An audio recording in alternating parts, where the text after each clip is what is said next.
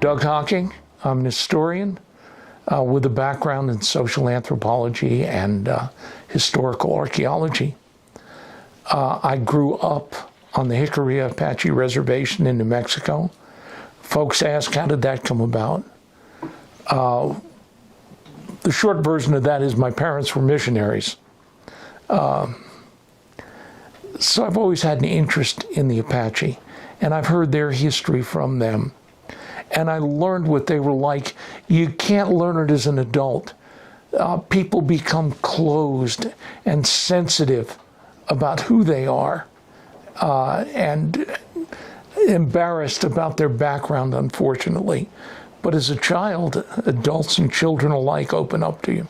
So I knew a lot about Apaches, and I kind of wondered about the story of the confrontation between Cochise and Lieutenant Bascom that's supposed to have started the Apache Wars.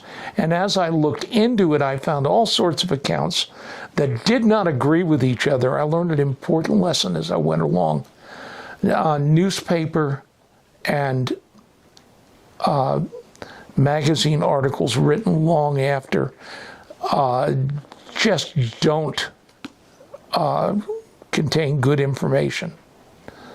And in addition, the original story is kind of fun. A fellow, Reuben Bernard, was a sergeant with the 1st Dragoons.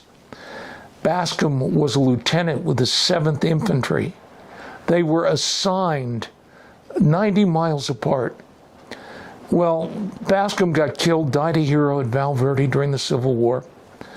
And Reuben Bernard was the only one who came back to Arizona after the war. He came back as an officer, and his commander says, "What happened?" And Reuben looked around, and there was nobody who could dispute him. So he told a war story. Now, you all know the difference between a war story and a fairy tale. Fairy tale starts once upon a time. A war story starts, "Now there it was!" And that's how his story started. And he made up a story with himself as a hero and Bascom as a right villain. The story of the wise sergeant and the stubborn lieutenant. And it never happened. I can prove that Reuben Bernard was nowhere near the scene at the time. Then I began to find the accounts of people who really were there. And amazingly, they all said pretty much the same thing. And then I started tracking down all the weird stories that had gone into the history books and was able to trace them back to their source and go, okay. Anyway, in Black Legend, I trace all that down. And you can read about what went on between Cochise and Bascom.